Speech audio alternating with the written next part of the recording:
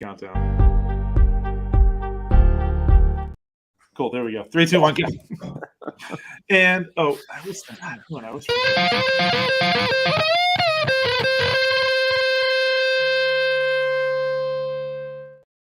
Ain't nothing to it but to do it. Wow, that was loud.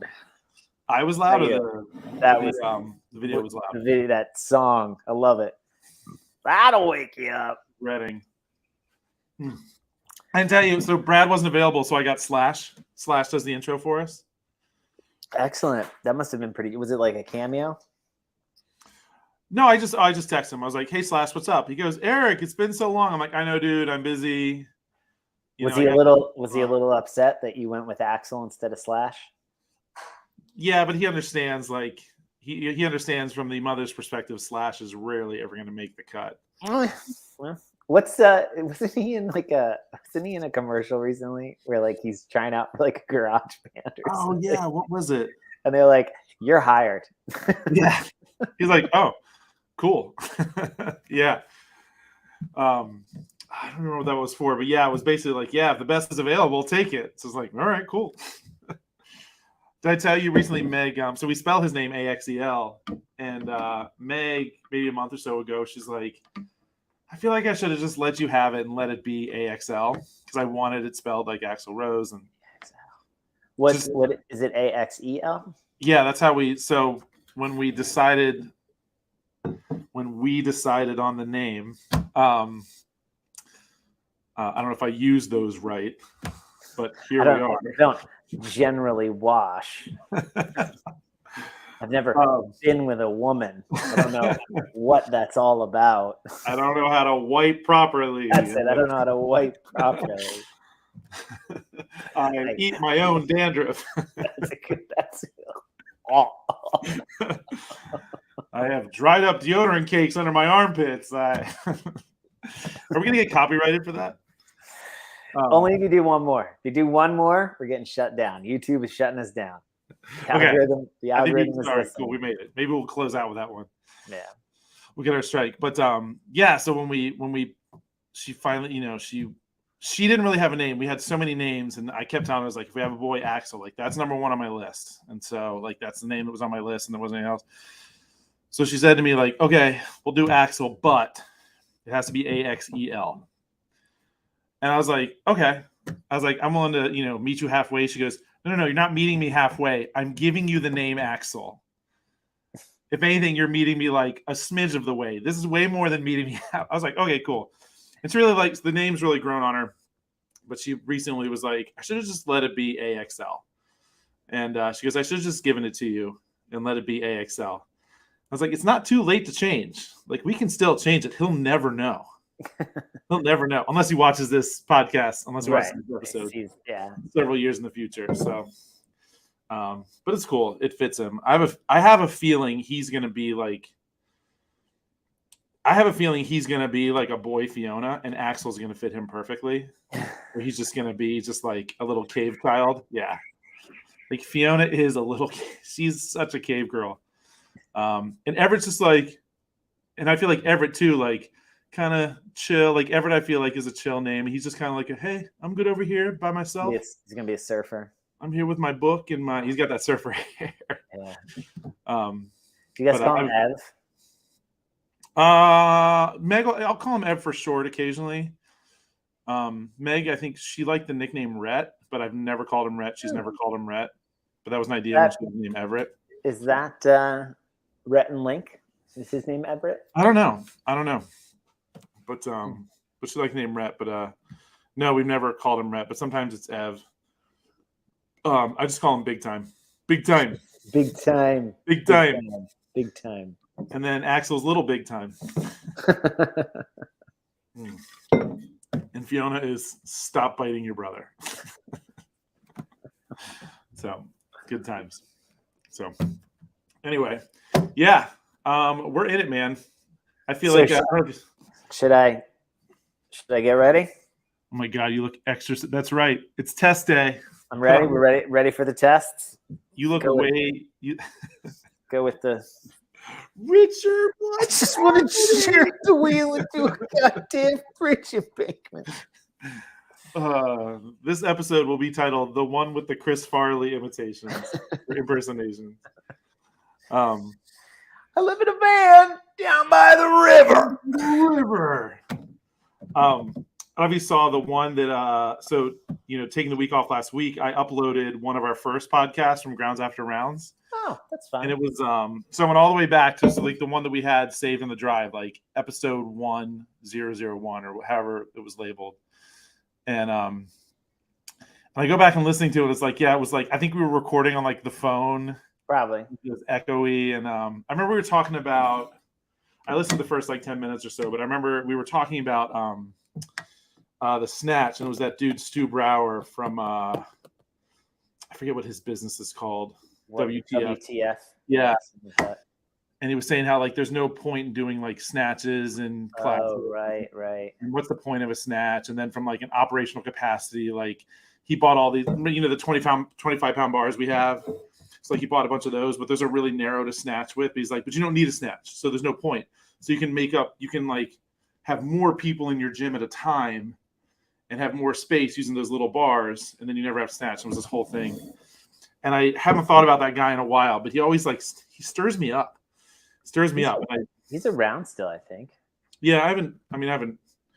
It was one of those. Whenever I would listen to something from him, I could tell it was like his whole shtick is like, let me say this thing that's somewhat outlandish and maybe polarizing or controversial in the gym space, and then let me explain it. But like he pulls you in by, he's kind of like Andrew Hiller too. Like, let me pull you in by saying this like really outlandish thing, and then talk about it. And it's like, okay, I see where you're coming from. Makes sense. But he comes off as just being kind of like a hard ass. And I remember like I stopped following because it was just too much like negativity that came with it. I was like, he just makes me mad, and I don't need that. I don't need that in my life. And then I listened to that episode.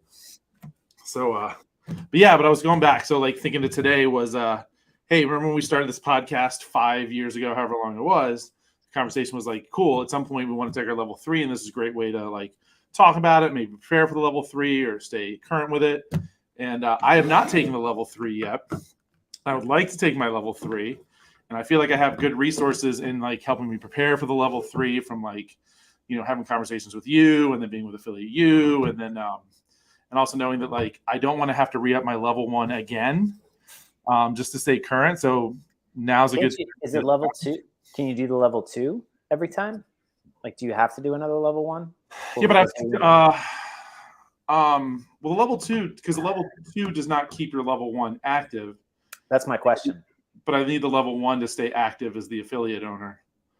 I believe. I have to double check that, but it's something like that. Like it doesn't replace the level 1, but you can have a level 2 and like everything stay current to an extent. So I forget how it works, but basically, like, yeah, if I'd have to take the level 3 to bypass having to retake the level 1. That's my general understanding. And so, like affiliate or Best Hour did the like following the talking about the level 1 manual, and now they're in the level 2 and kind of going that. I was like, oh, those are fun like study resources too. It's just sometimes it takes a while to like get through. Mm-hmm. I feel like I have like a 25-minute like maximum of how much I can pay attention. So if I'm like studying, it's like 25 minutes, and then I need to like move on. Yeah, and come back to it. And so anyway, I found this Quizlet, the CrossFit Level 3 trainer test. Basically just a bunch of flashcards asking questions. I'm surprised somebody made.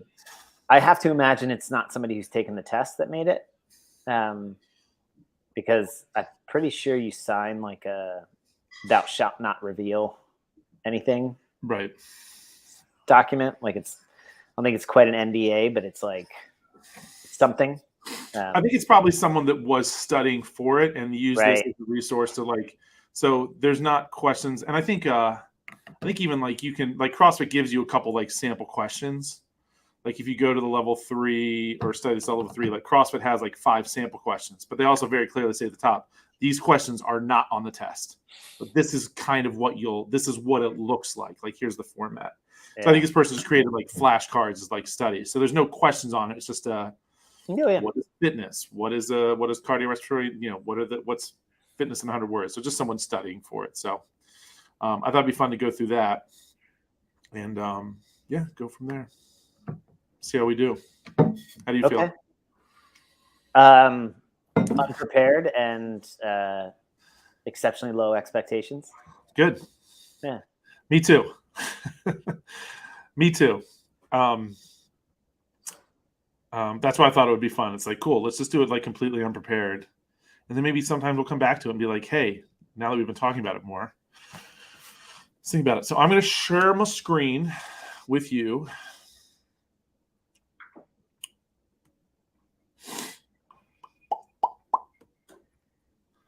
There that is. I'm actually going to create a separate window. I'm going to do this so I can see you because I can't see your face while I do this. Well, I like that layout's better where it's like up and down. Cool, good. Because like I said, this lets me like see you now too, as opposed to blocking off my screen. Okay. So yeah, and this was like right out of the gate, like 4 CrossFit operational models. Which like I've gone through the first couple pages of level 1 manual once or twice. But I don't remember it even being like worded as this. Do you? No, that's I didn't. That's why I was like, I was trying to think of what's. So my whole problem with my whole reason for not taking the level 3 was I think it's like $750 or something like that. Yeah. And then also I was like, well, what does it get you other than it's just like another qualification? Yeah. Does it actually make you a better coach? But I also find that with CrossFit's tests, it's just sort of the same thing of like the judges test each year, the judges certification each year. There seems to be for them a preponderance of they write test questions to validate the fact that they're writing a test question. Do you know what I mean? So like they use their own jargon in the test question to test whether you've read their jargon and memorized the jargon. Right. I remember you saying that at one point where it's like CrossFit uses a specific language. And so you need to know the language to be able to take that test. Like you can have a full understanding of like glycolytic pathways, but if you're not describing it the way they described it, you're not going to recognize the test. So, right. So for CrossFit operational models, I'm like, okay, well, so what does an operational model mean? Like, what are they asking? Or is it that I just haven't memorized their language. So right. I don't recognize, right? Like it's as if you're taking the test in a different language. Yeah.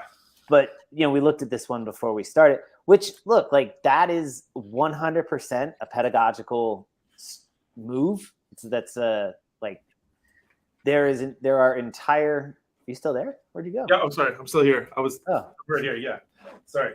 I didn't realize I was off. There are entire educational systems that rely or that are founded on that model.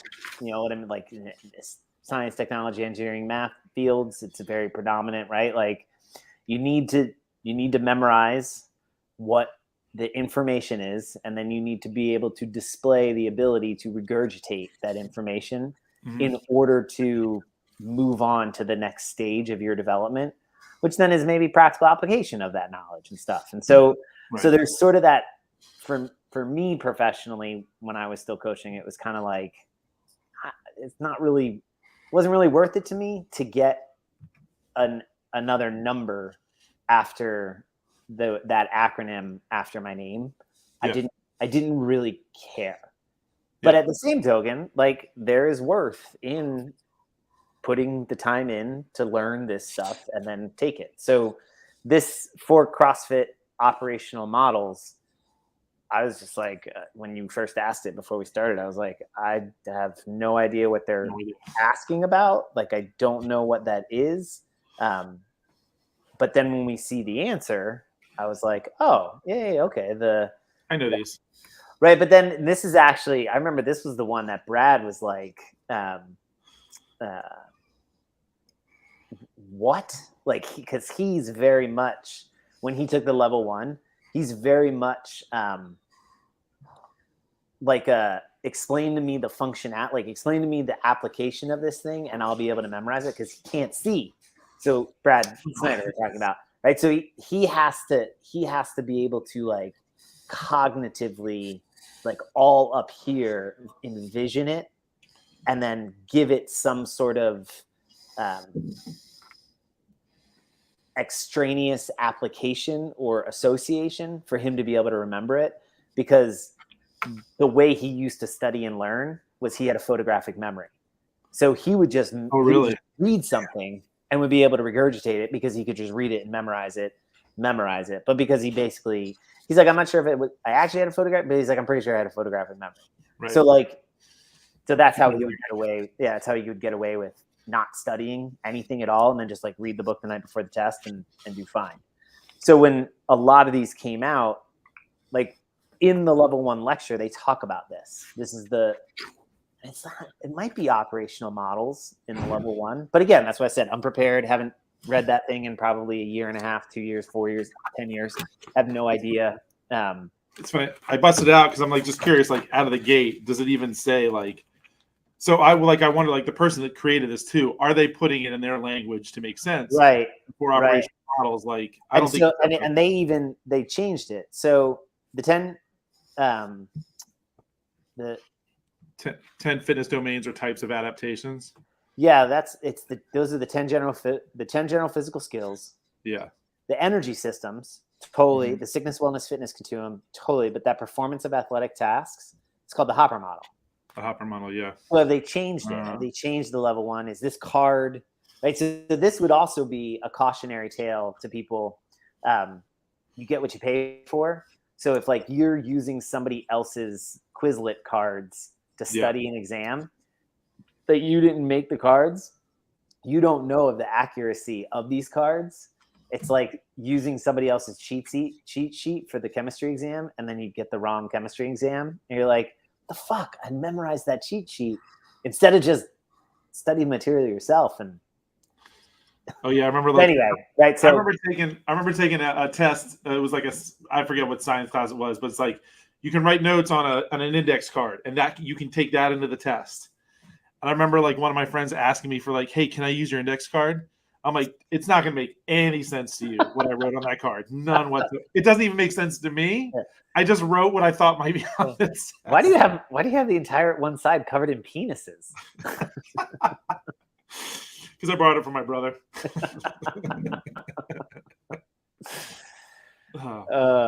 Yeah. So 10 general physical skills, Hopper model, energy systems, and then the sickness, wellness, fitness continuum. I'll tell you, I wonder if this too is like you said, like you're surprised, like you sign we take a level 3, you sign like a non-disclosure, like you're not allowed to talk about it, you're not allowed to tell people about it, like blah blah blah blah blah. It's the opposite of Fight Club / CrossFit. Don't talk about it. And so maybe why this thing also has been on here, it's never been flagged because this is not how it's worded on the test, and so it's not going to help you as much as. But just this conversation in general, right? These are the 4 things that. How would somebody say like, how do I know CrossFit is working? Do you know it like that? Oh yeah. That's the like when it says operational models, what it's talking about is how do you measure that what I'm doing, the methodology that I'm doing outside of just improve work capacity across broad time and modal domains. How can I measure it like quantitative measurable metrics in the medical, like you go to your doctor and your blood work looks great, your cholesterol's down, your CRP is down, your A1C is improving, blah blah blah blah blah. Like they want quantitative measurements. Well, these are quantitative measurements that you can improve your strength, you can improve your speed, you can improve your agility, your balance. Though, how do you improve your agility and balance? That's like, how do I measure that? Is it like I stand on my foot? I can stand on my 1 foot longer. I can get up out of a chair without using a handrail, like those sorts of things. And then the Hopper model, that's why those performance of athletic tasks doesn't quite capture what the metaphor of the Hopper model does. And for those who have no idea what I'm talking about, imagine a hopper, like a peanut hopper, or like a bingo hopper, with every known movement you could possibly imagine, and every combination of them, every time domain possible, every rep count possible, and you pick a ball out of the hopper. Say I pick 3 balls out of the hopper to create a triplet. You should be able to perform that. That if you can perform that better than you did before, then the unknown and unknowable is something that you are prepared for. General physical prepared fitness. That's what the hopper model is basically saying. And then those energy systems, it's your 2 aerobic and your 2 anaerobic and your 1 aerobic systems, 0 to 10 seconds, 10 to 2 minutes, 2 minutes plus. The sickness, wellness, fitness continuum is, I think, actually probably the one that's the most enjoyable, especially if you're not talking about it with your, what do you call them, the master's class now? Creaky beasts. Are they okay with that? Are they enjoying that? That was their choice. Yeah. Oh, really? Nice. It's funny. I said it when they were coming up with the name. I said it jokingly to Mary because I'm like, we got the teens that are like the creek beasts, and then you got the other end of the spectrum. You know, the masters group. They're the creaky beasts because they're older and they're creakier. She said that, or you said that? I said that, and I totally said it jokingly. She's like, I actually really like that, and she had a list of 6 or 7 different names, and that was the one they chose. All right, cool. So That's I'm fun. glad. I'm glad they don't take themselves too seriously. That they can see the humor in being called the creaky beasts. But that sickness, wellness, fitness continuum is sort of connected with the energy systems in that, like, the shorter the time domain, the higher the power output you're going to have. So if I chart that on an XY axis, and the longer I have a duration of something, lower the power output.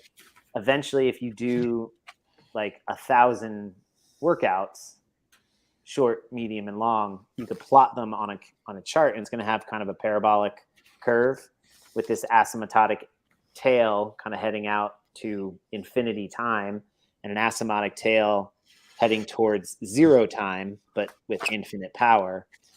The area under that curve is your, there you go, is your work. Nope, those are the energy systems. Oh, that's the energy. Yeah, sorry. Yeah. Good thing you're studying for this. Yeah. That sickness wellness continuum. I guess actually the energy systems. What am I thinking of? No, yeah, that's it. Anaerobic versus aerobic. Is that what you're talking about? No, but that's the energy systems. But then, there's the, if you continue that out on a z-axis. Oh, we're for age. Yeah, that might be a different one. The sickness wellness continuum is sick, fit, healthy, somewhere in the middle, and you're doing all of the things to buffer against that. But I feel like that, like, push that out on the z-axis. There was a lecture or something, whatever. Yeah. But again, like, I think there was again, this is where the hold on, oh, this. So it was this, and then add the your power output over time, and then take that z-axis. Yeah. So your power over time, and then you've got a z-axis coming out for the tour age. Yeah, that's not actually in this 4 operational modes. I was that is what is fitness. Right. That's in the what is fitness definition. Right. Oh man, now I'm getting all confused. I was conflating them.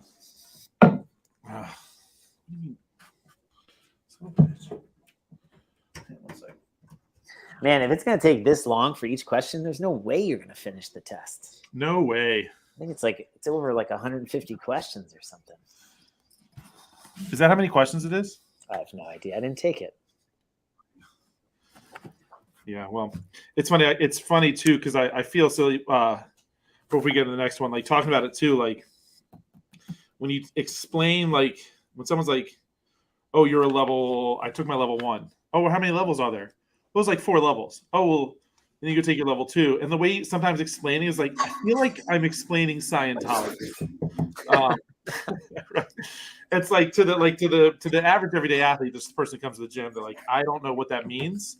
Your level doesn't matter to me, As long as I'm like enjoying myself and getting coached and seeing improvement, that's all that really matters.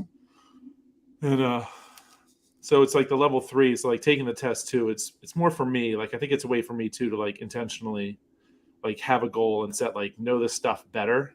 Yeah. I think it's the level 3. And then again, I like the level 1. I don't want to have to keep taking the level 1. And so anyway, going from there. There's always a benefit. I mean, inherently, there's a benefit in a profession requiring continuing education of some sort. Right. So if the progression of level 1 to level 2 to level 3 to level 4 is inherently structured as a continuing education process, then sure, right? Like, in a sense, academia has it. Once you get your PhD, and like if that's the highest you go, publication, right? The sense that you have to continue to publish in your discipline, and that publishing, those publications are peer reviewed. It's within that peer review process that you are, or basically, peer review process that if you cease to continue to improve or continue to educate yourself or stay up to date, right? Like your reputation or your performance within the field degrades. So you're like that. And in that, so it is mutually beneficial for the professional to continue to educate themselves because they will continue to produce quality work, thus continuing to improve the academy of education as a whole. The same goes for as a CrossFit coach, CrossFit trainer. The intent would be that as you continue to work your way up the certification level, you are innately becoming a better coach. Yeah. I'm not sure that is a fully defendable statement. I think if you're talking a written test, like a standardized written test, I mean, does that really and then past that, okay, it. Okay, fine. I know the level 1 manual. I know this stuff. But what good does that do when I come to get into a class of 8-10 different people with all these different things going on? And in a sense, that's what the level 4 is. Yeah. Right. So the idea is that the level 1 is sort of the base knowledge. The level 2 is the application of that base knowledge as a coach. Right. Mm-hmm. So they're kind of, in a sense, like that's sort of the way I interpret it. They're linked together in that way that's sort of like, okay, excellent. You're JV now. You're a really good JV player. But if you want to be a varsity player, you take the level 3, which is analogous to the level 1. The only difference being because the level 1 is a test at the end. You take a written 50-question test. The level 3, the idea is you've put in 3 to 5 to 4 to 10 years of experience. You've studied the manual. You've imbued in yourself and retained a depth of knowledge of the material that the only way to measure that depth is in a written exam. Once you pass that exam, you are now eligible to do the analogous level 2, which is the performance of that information as a coach, as a professional, is the level 4, which is exactly what you just described. Yeah. You go to somebody else's gym, you are given a class, they watch you, right? Like plan it, brief it, execute it. You have to do that in a foreign environment with athletes that aren't yours. And then in the process of coaching it, they're watching your 6 elements of coaching, right? So it's sort of that, that sense of they seem like those two are connected. And then when you finish the level 4, right? Like the idea is you're starting team, man. Yeah. You're the varsity, your varsity team. I would very much rather coach a class and have someone evaluate my class than take a written exam that I have to sit several hours for. But you do see how the two are intrinsically linked. Right. No, I totally understand that. Because it would sort of, it's sort of like the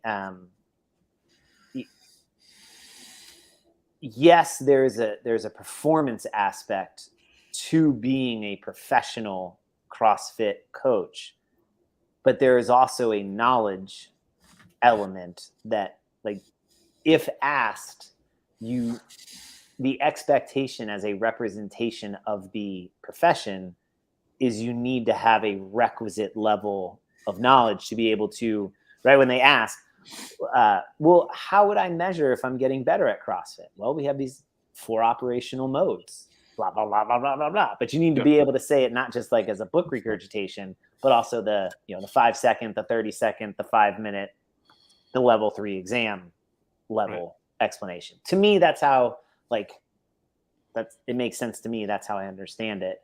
I was cool being JV. I like JV, right? Yeah.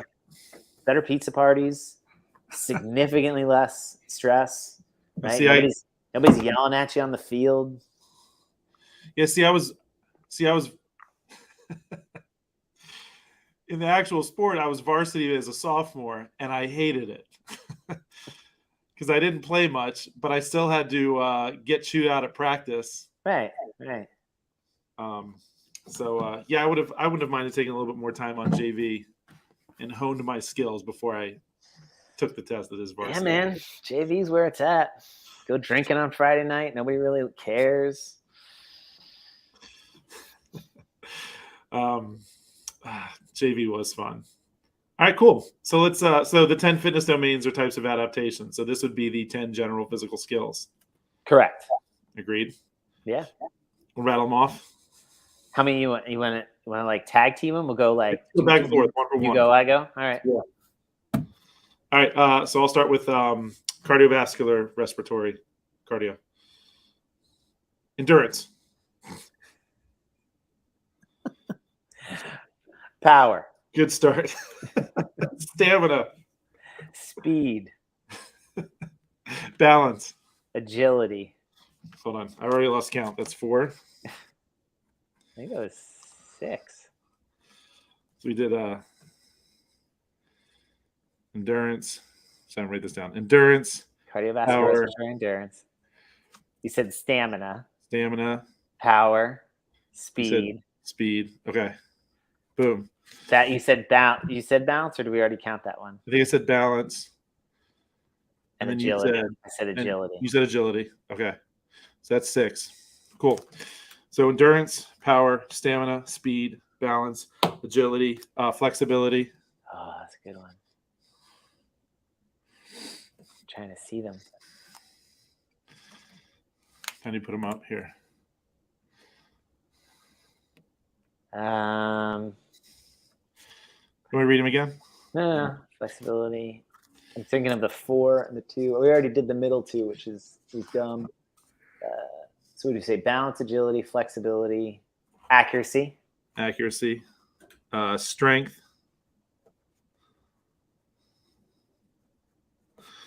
And there's one last one. You got your 5, man. That was good. Yeah. I'm missing the one on the physiological side. Yeah. Endurance, stamina, strength.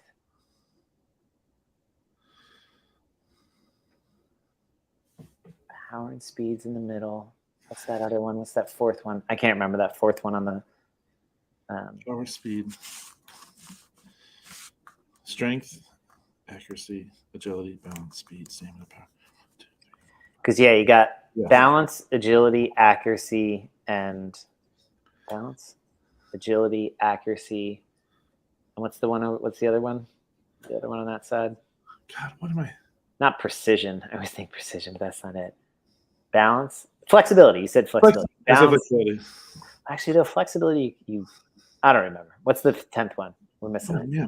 Why am I drawing a blank too? I'm like picturing the wall. Balance.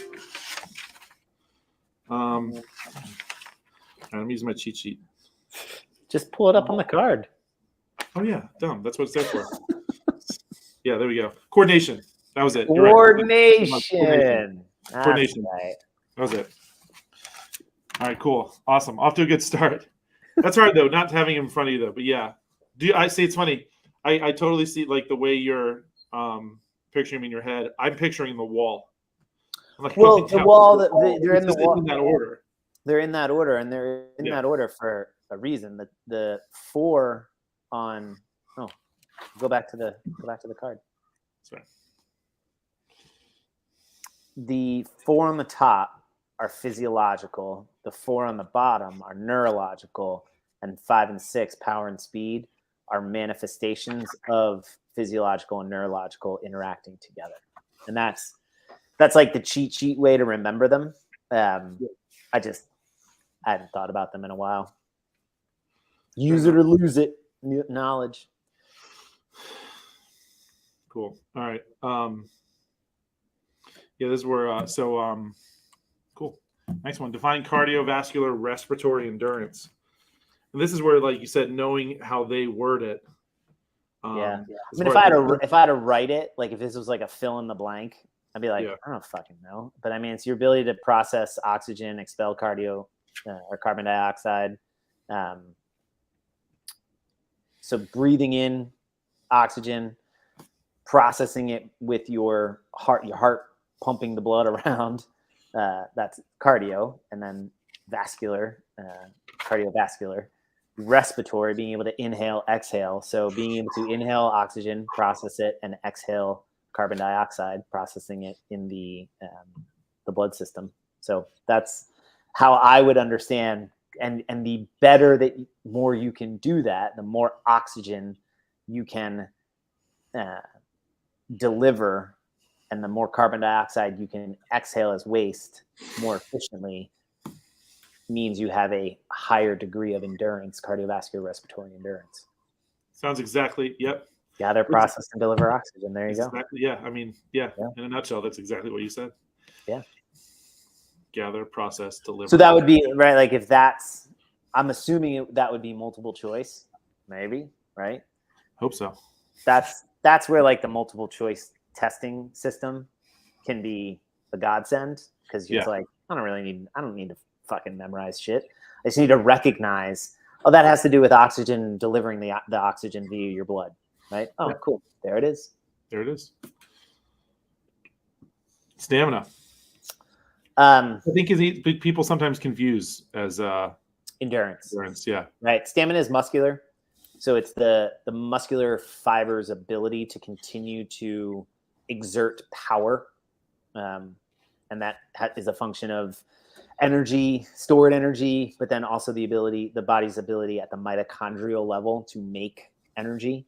And then eventually becomes linked with endurance, because once it stops being anaerobic and it becomes aerobic, you're going to need that oxygen for the energy development or energy. Yeah. Yeah, exactly. Body systems: process, deliver, store, and utilize energy. Yeah. Nice job, man. Who dat? Someone's Amazon. Timeout. Okay. Okay. Okay. All right. Sounds good.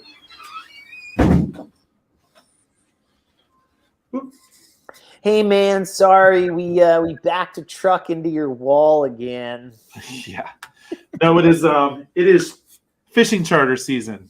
Yay! And so a bunch of random people are parking in places that they're really not authorized to park, but at 4:30 in the morning, they don't give a toot. Nope. And park wherever they want. Gotta love that marina life. Yep.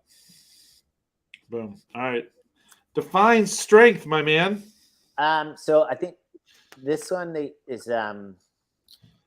this is like moving an external load. Mm-hmm. Something to do. It's something with moving an external load through a distance. Apply force. So that's force. That's I was defining force. So it's the ability of muscular units to apply force. I thought there was something to do with an external load, but maybe not. Maybe because it could just be you, right? Gymnastics, your ability to move you. So it's just the ability to apply force. That's right. Well, that's just in the definition, the ability to move large loads long distances quickly. So like but that's power. Right, but that's really So strength Yes, is power. that strength is the force component of power. I thought power was next. Okay. Well, no, because they're doing all the physiological ones. Yeah, I see how that. Yep. I don't remember how they define flexibility, but I think it has something to do with the ability to take to move through the full range of a joint's range of motion or something like that. Maximize. Yeah, the given joint. That's it. See, okay, so it's not be bendy. No, but in a sense, like that's so. This is where these definitions. This is the type of stuff where I actually do appreciate how they frame these definitions in the level 1 or in the study guide, because I remember studying these. Because, all right, so if we think about that, the ability to maximize the range of motion at a given joint is the definition of flexibility as they understand it. Has less to do with like, okay, that makes sense. What are the things that will limit your flexibility? Right. It's not always muscular. It Yeah. might be something within your joint. It might be something neurological. You just don't know what and when to fire. Go ahead. One of the materials is so it's like Kelly Starrett giving basically giving a lecture, but it's talking about like first, like if you have an inability to move through like a particular range of motion. This is also coming to like if there's pain or something like that. But sometimes it's okay. First, it might be it's like mechanical, just the way you're moving. Then you're talking, and I think that's more maybe going through pain, but it's like might be a mechanical thing. It could be the way that you're moving, and then it comes into a like a musculature, basically like how matted down your muscles. So like I can lift my arm up overhead. I don't have an injury, but I'm a little tight in there to help get more overhead, and so then it becomes a more musculature. And then it's the other thing too. So do 20 calories on the Echo Bike as fast as possible, and then I want you to lift your hand over your head while singing Taylor Swift's "Shake It Off."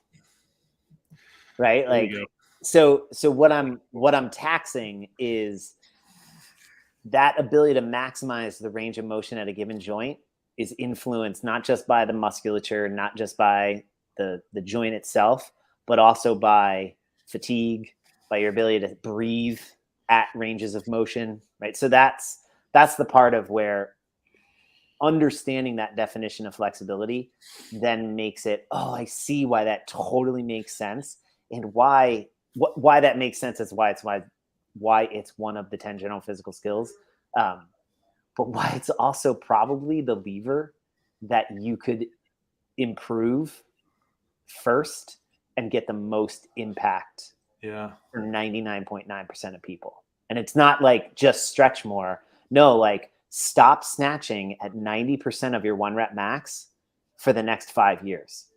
Like you are never allowed to snatch more than a 45-pound barbell for the 2024 season. And I bet you if you do that, and you're going to do everything with just an empty barbell, but you're going to do it perfectly. And you're going to do it fast. You're going to do it slow. You're going to do it tempo. You're going to do it whatever.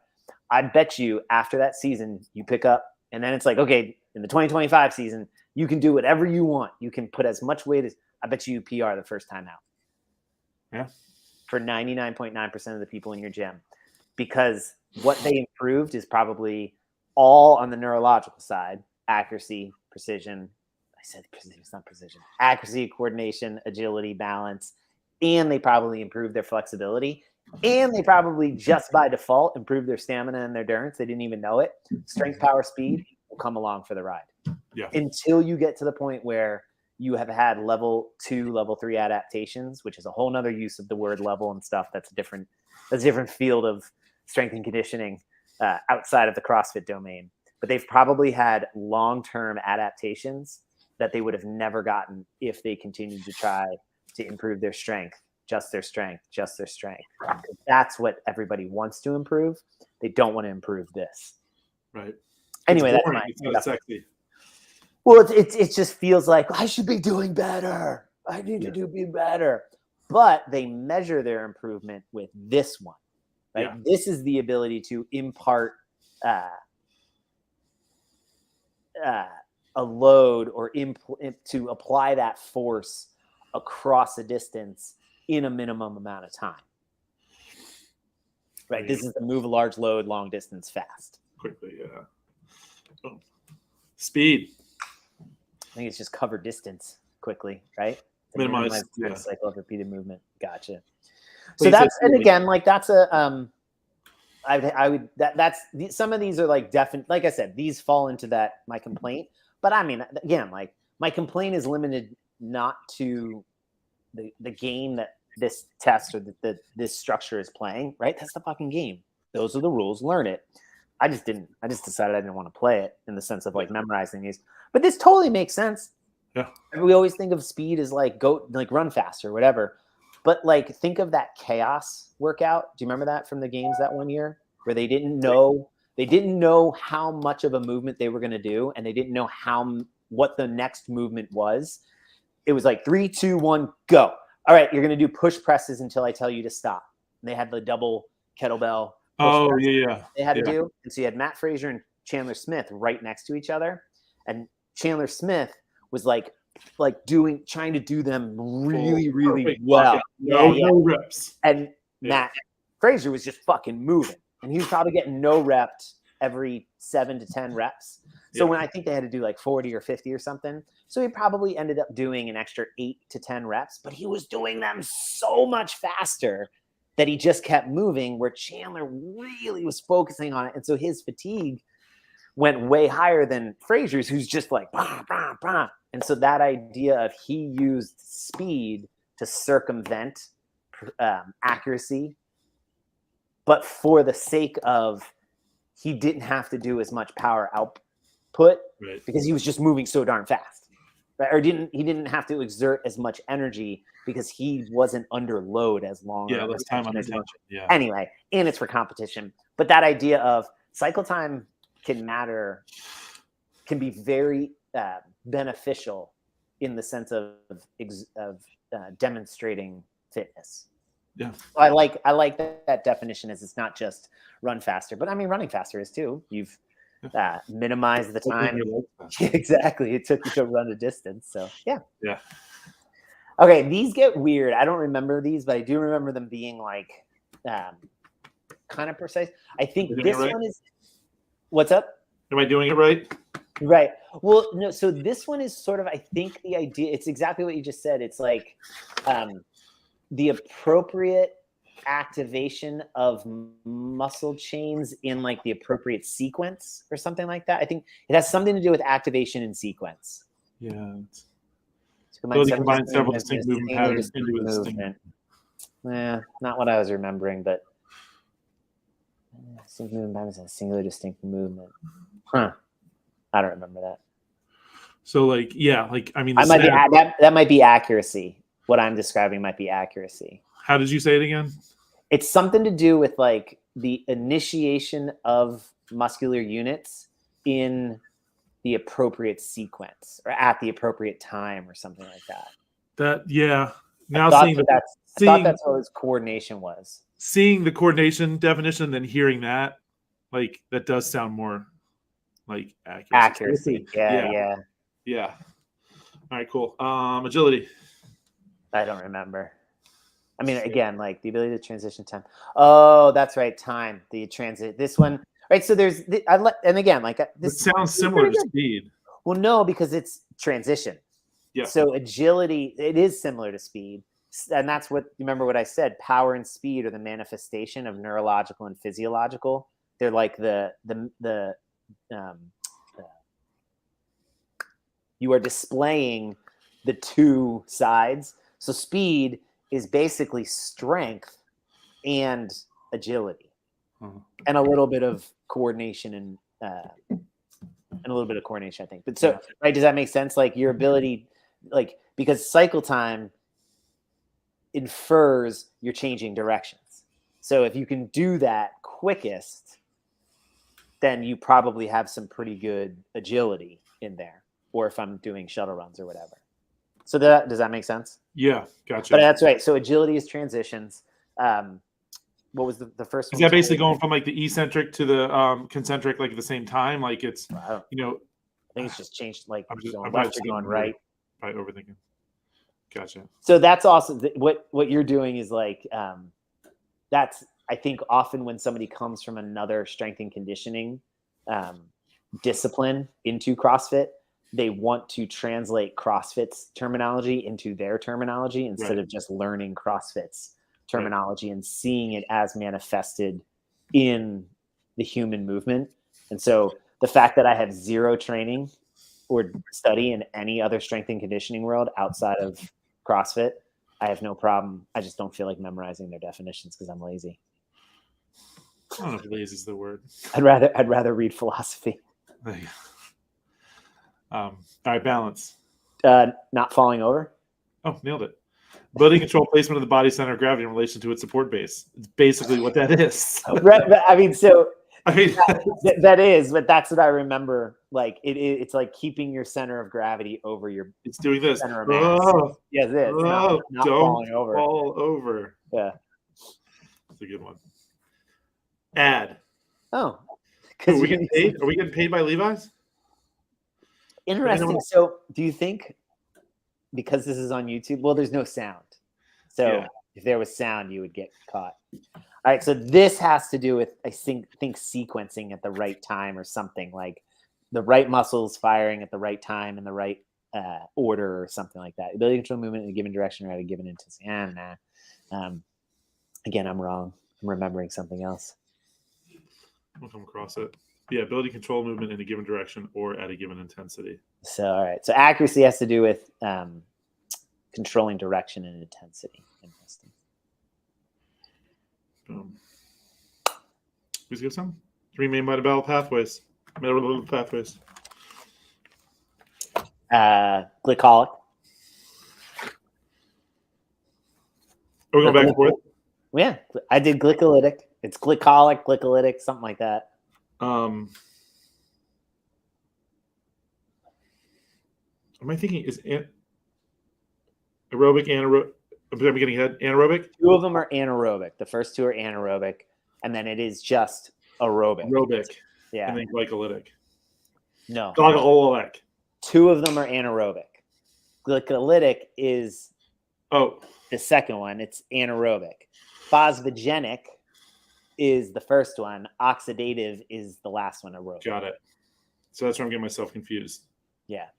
Again, this was the one that pissed Brad off because he was like, "What the fuck?" Like this when the test question came out or whatever. He was like, I forget what his complaint was or what he was.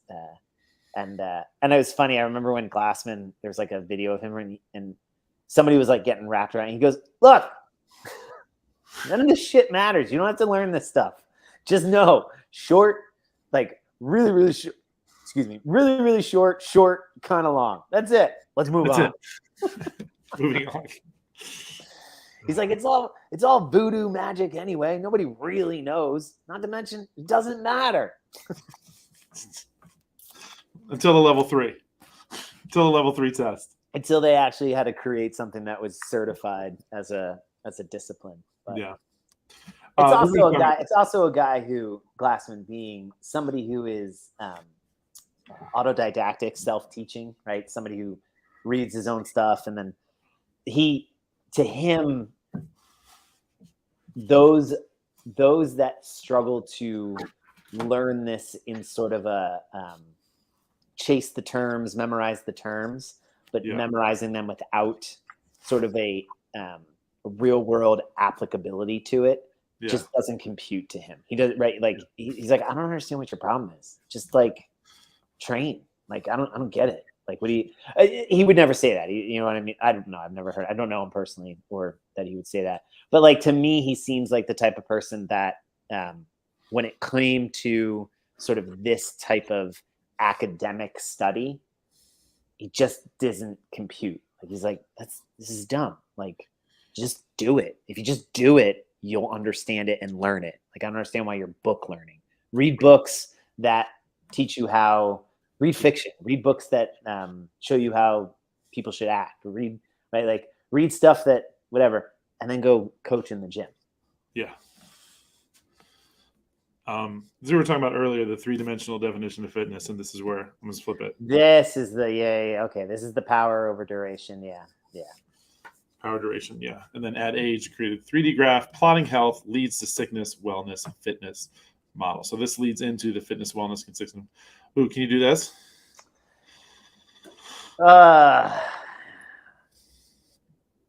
It is it's like the first part, it's the execute functional movements, something, couplets, triplets, eat meats, not seeds, something. I don't remember. Yeah. Oh, is this nutrition or it starts with the nutrition. Yeah, it starts with nutrition, yeah. Yeah, eat. Both last one is 100 words. Yeah. Meats and vegetables, nuts and seeds, some fruits, low starch, no sugar, keep intake levels about.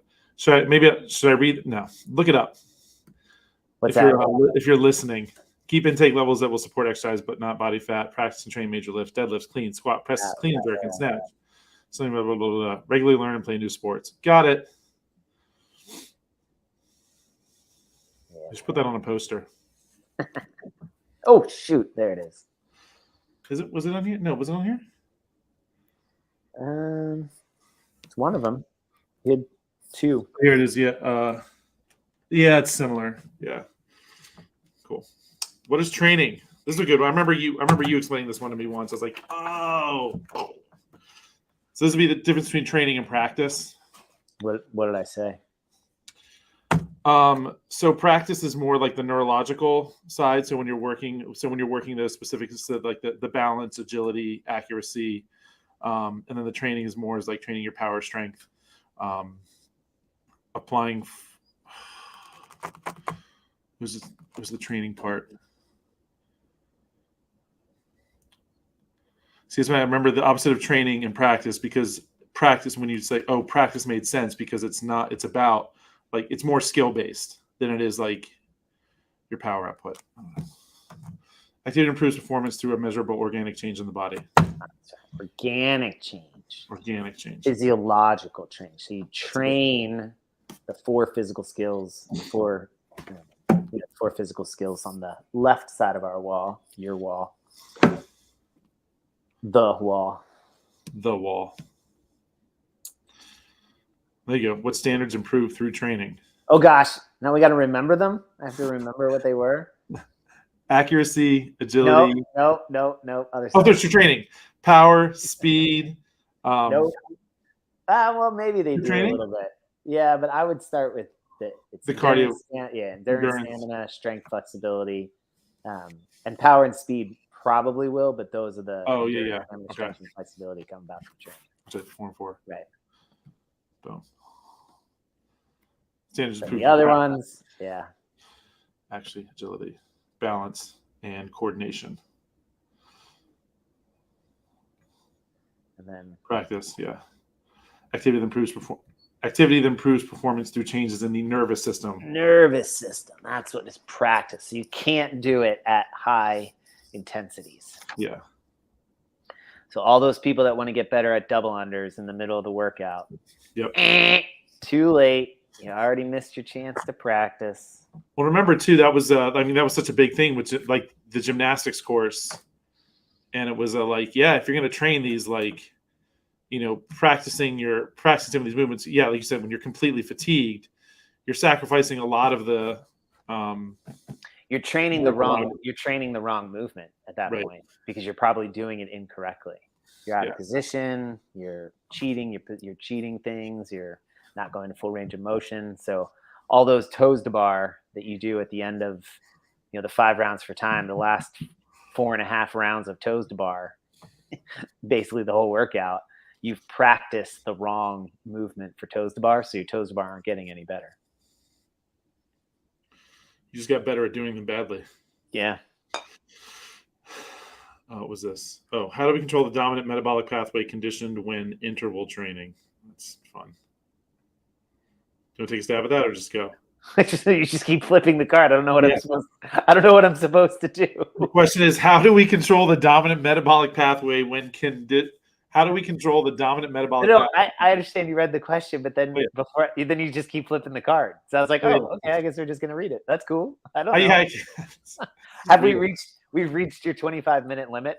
yeah, oh yeah, my brain's been long. Plus, I was distracted, so now it's like totally broke my train of thought. We can control the dominant metabolic pathway condition by varying the duration of the work and rest interval and number of repetitions. Note interval training should be the bulk of interval training should be the bulk of interval training. I have a feeling that second interval was a typo. So this is where the you get what you pay for. For Yeah, your what you pay for your for. study cards. Well, in a sense, all right. So what the hell are they saying? Limit, vary your rest. So the idea of 4-to-1, 3-to-1, 2-to-1, 1-to-1, work to rest intervals. If you're always doing AMRAPs and rounds for time, you're never going to. You may improve your metabolic pathways, but you are limiting the degree with which you could improve your metabolic pathways and the speed with which you could improve your metabolic pathways, because interval training allows you to quantitatively measure how quickly you're recovering, and the ability to recover is actually a manifestation or the displaying of you improving your metabolic pathways, right? So it's not a factor of you getting to fatigue. It's how fast you can recover from fatigue and then repeat the same effort. So that's where, like, you're going to do this couplet and you're going to measure how long it takes you. So we're going to put you on you have 2 minutes to finish this whatever, and then you're going to take a minute rest. You have 2 minutes to finish it again, take a minute rest, 2 minutes to finish again, take a minute rest. And so what we could look at is it took you 1 minute 45 seconds to do it the first time, minute 46 seconds to do it the second time, and then you did not make the 2 minute cutoff the third time. I'm going to go ahead and tell you that you were going too fast the first two. We need to work on your endurance, right? Like that's, well, I just need to go for a longer run. Do you see how, so the interval training identifies a gap in your endurance at about the 6 to 7 minute mark? Because if it took me about 2 minutes, it took a minute rest, 2 minutes, took a minute rest, it's about 6 to 7 minutes. When I went to push on the pedal the third time, I couldn't do it. Does that make sense? So with my interval, I could just increase the interval. I could lessen the amount of work I have to do and then try to sustain it. And then I could slowly layer on a little bit more, or I could reduce the rest, thus making the effort more and more difficult until I, plummet again and I can't make it. That's where messing with varying the duration of the work and rest and the number of repetitions is how you best optimize your ability to improve endurance with interval training. That's what that question is saying. I get it. What is sport? Manifestation of fitness. Application of fitness, yeah, in an atmosphere of competition and mastery. There you go. I missed competition and mastery because I don't really believe in competition anymore. We're all going to die in the end, so why bother competing? I'm going to die first. Well done. You'll be on time. I'm going to beat you to it. See you at the finish line, loser. We're all just racing to a red light, my friend. Theoretical hierarchy of development of an athlete. Oh, you want to try this one? You get this. This one is, I don't know why this one sticks in my head. I think of Maslow's hierarchy of needs, and immediately I can see it and know what the hell it is. Nutrition, cardiovascular, respiratory, or metabolic conditioning, gymnastics, weightlifting, throwing, sport. Bam! Nailed it. So just put a triangle around that. Boom. Boom. There's the order. Pyramid. So, yeah. That's right. They wrote it. Of fitness. The natural way I want to read it is not the correct way. But yeah, those are them. Cool. I think we scored 23 out of 23.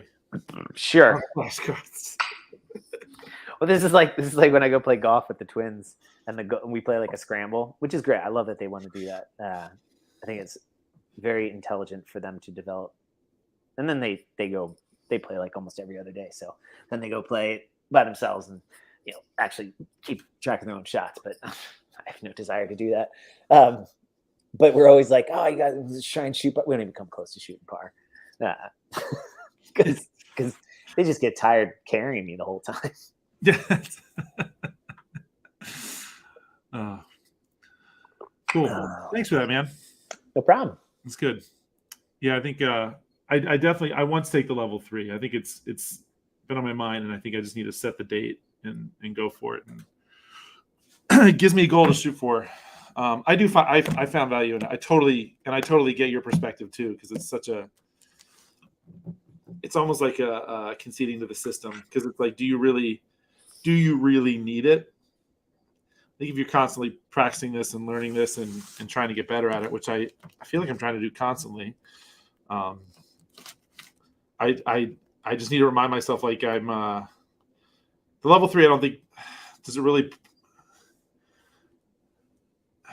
It doesn't, I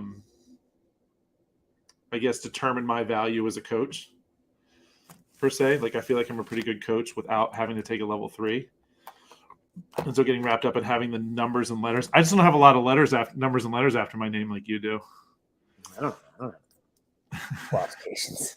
My sister, as I'm pursuing a 3rd master's degree, she's like, do you get to, did I tell you this, the joke? She's like, can you turn 2 of those in for a doctorate? Trade them up. That's what I tried to do in high school. I took algebra twice. I'm like, well, do I have to take algebra 2? Because if my math serves me right, algebra 1 plus algebra 1 is algebra 2. Done, right? So, makes sense to me. But yeah, dude, I agree with it. But I mean, there is worth to it, right? So if you see a benefit in it, and there's something gained by taking in, digesting, and kind of learning this stuff, and I don't know. I mean, that's it. Which if I'm gonna like you said, take it in, learn this stuff, digest this stuff, like I might as well put it to the test and take the test, just like training, right? Yeah. I mean, there is an entire episode philosophical discussion around if the nature of your sense of worth is invested in some sort of external system telling you you're good enough and you've passed, I fear that is a fraught pursuit, because it isn't objective, right? The test is designed for neuronormal test taking. Like, there are people that could take that test with minimal studying and do fine and make it, and they can't coach themselves out of a brown paper bag. Yeah. So to say that passing and I don't think there's a single person on the CrossFit hierarchy or staff or wherever that would say, like, taking this test and passing it is not the like golden seal that you are now a great coach, right? Like that, nobody has ever said that, and nobody will say that. And in that, I respect them 100%. Yeah. It is an objective metric that they have designed or established for a very specific purpose, to say to take your level 4, which is currently the pinnacle in the CrossFit training path. You have to do this. You have to do a whole handful of other things. You have to have 300 hours of documented coaching. You have to have, right? Like, I think there's like 4 things you have to display and show. So, I mean, in a sense, it is part of a whole thing to then be eligible to actually show them that you can coach, and not just coach, but coach within the scope of what CrossFit has said is a professional CrossFit coach. Yeah. And I think that as a component of that sort of process, that's the game. Yeah. They wrote the rules of the game. The rules of the game are clear, specific, and 100%, from everything I've heard and read, are upheld objectively and without bias.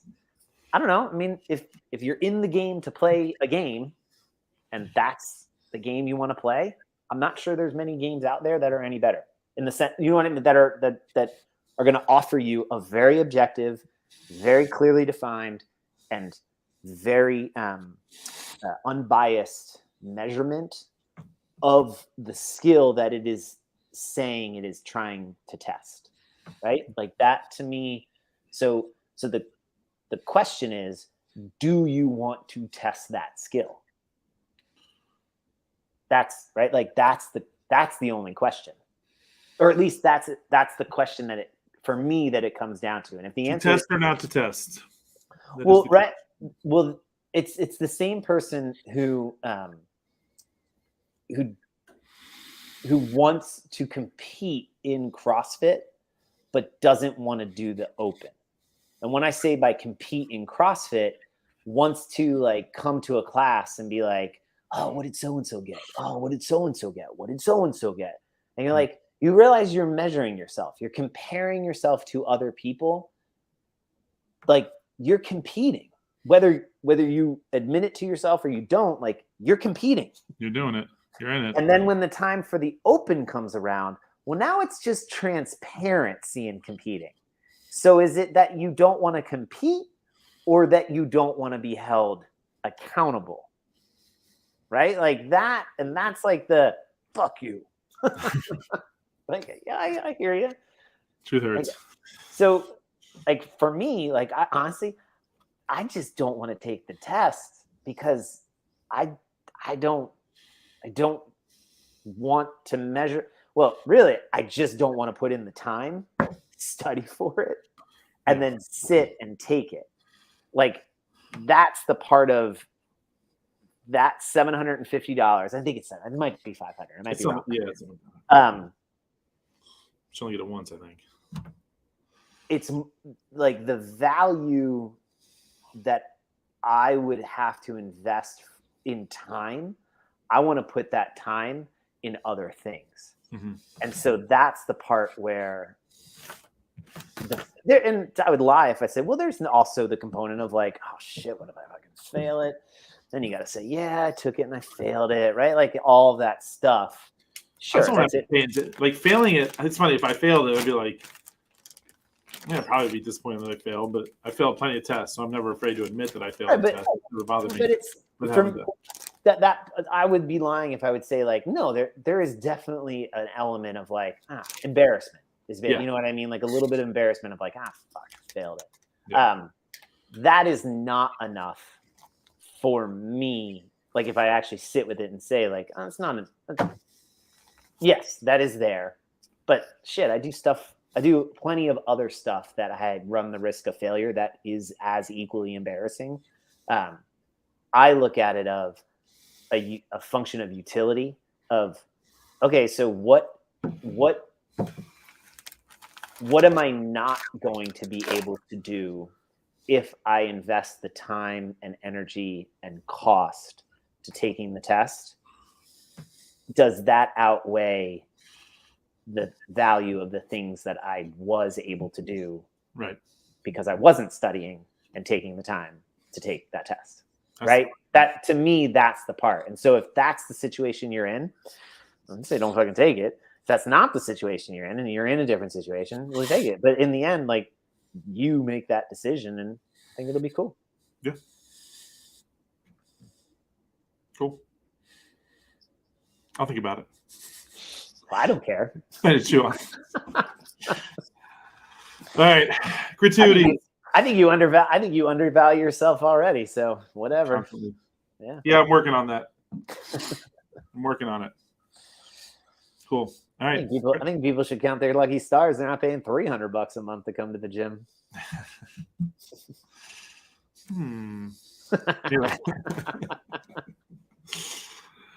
All right. I'd be charging them $500 an hour if they wanted to come work out in the garage here. Heck yeah. That's what is it? Like that's the if like I don't like, you know what I mean? Like I can imagine like because I think about it, I like, oh, do I want to coach again? And I'm like, okay, hold on. How much would I have how much, like, put a quantitative value dollar on how much $1,000 an hour. That's where you're at right now. Like if somebody were to say like, hey man, you $1,000 an hour. You want to pay $1,000 an hour? If they say yes, be like, shit. All right, now I actually got to do it. Oh, but at $1,000 an hour, I could probably find enough oomph. Yeah, that's emotional oomph. not $1,000 an hour, but like, yeah, normally I charge $90 an hour. But at this point in my life, I'm like, if you want personal training for me particularly, it's going to cost more than $90 an hour. $1,000 an hour. Yeah. that I forget who it was. That's in a book somewhere of like, price yourself out of the box you're in, so that when somebody actually says yes, it completely revolutionizes the way you have to get it done. That's how you make like personal transformative change. Of like, if you were to build, like, I'm going to build this event at, like, normally I'll do it for $500, right? Somebody's like, all right, sweet, done. There's no, and you're going to put in way more effort, but like, that's what you think it's worth. Like, that's what you would pay for it.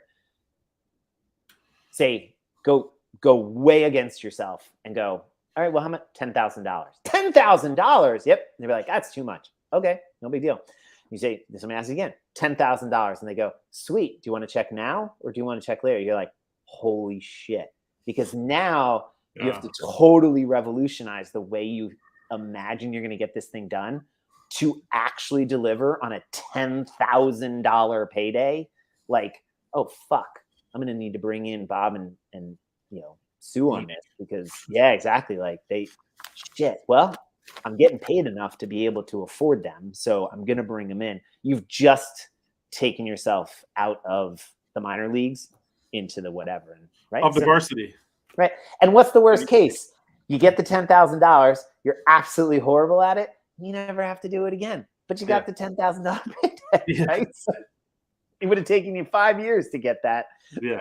At the $500 rate. So win-win. Don't have to do it again, and I still got paid. I'll take it. I'll take it. Cool. All right, dude. Gratitude. I was so Andy put me on this LMNT element. It's, the salt hydrating, whatever. Huh? But K-Star had something pop up on like Morning Chalk Up or something about like, so I've been drinking it for 6 months, year, whatever. I don't know. And I have maybe one or two a day. But he said a little cheat, heat it up and sip it like coffee. Like, so there's some mornings where I'll finish the morning cup of coffee and I'll kind of want another one, but I kind of don't want the caffeine. But I'm like, I don't want to just drink hot water. So I saw that the other day and I tried it today for the first time. Holy crap. It's absolutely amazing. I have the lemon lime element. So good. It's definitely like, you're either going to like it or not like it because it is a little drinking salt water essentially. Yeah. You're drinking... but it's limey and lemony. Like it's got some sweet. Yeah. But it's got it has that little bit of salt-ish tinge to it. Flippin' amazing. They make like it's almost like a hot chocolate. They make like flavors like that too. So like people make, they were selling them in the winter, like hot chocolate flavor. I haven't tried them. I'm like, I'm curious. Yeah. But yeah. That Rob Wolf knows his stuff. He knows what he's doing. He does. So that's my gratitude is K-Star. I tempted to get their new book, Built to Move. Yeah. I have I don't know, the Supple Leopard somewhere, but there's enough stuff. I almost feel bad like hijacking half of his stuff because he puts out so much other material and he's all over Mayhem. So it's all over everything. Yeah. But just his concept and his, like, he has evolved over the years with CrossFit and into just movement. Like everything that comes out of his mouth is like, just like, God, why didn't I think of that? It's so smart. But anyway, so heated or hot water, that element mixed in, gold. I'll try that. That sounds good. Yeah. Cool. Mine's Jason Ackerman. Oh. He's him. So yeah, just working on some stuff, and it's cool because like going through Affiliate U, like mean, then there's the business side of it, but there's also like, you know, Jay hit me up and was like, let's have a mindset talk. Like, let's talk more mindset stuff. And he's working on that too. Like, he's working on, I guess, coaching people in mindset as well. And so me is one of his subjects, I guess, but it was cool. Like, he, you know, came with some questions and put me on the spot and had me, you know, answer some tough questions, or like questions I really had to think about the answer and figure some stuff out. And so it was a good, like, deep dive. And so I really appreciate that. And it's, so we're like once a week, we're just about 30 minutes, just kind of chatting. And it's a way to, again, it's what I love about Affiliate U, not just a business mentorship, but it's also like, hey, like, you know, like, you are the thing that makes this thing run. And so, like, the business is one thing, but if you're not where you need to be, then it doesn't matter. Yeah. And so, so it's cool. So it's, having him has been cool. That's awesome. It's Jason. Cool. Ooh. Go get you some more coffee. Go get that afternoon coffee. Ooh. Cool. All right. On that note, same time next week. Sounds good, man. Awesome. All right. Let's close it out.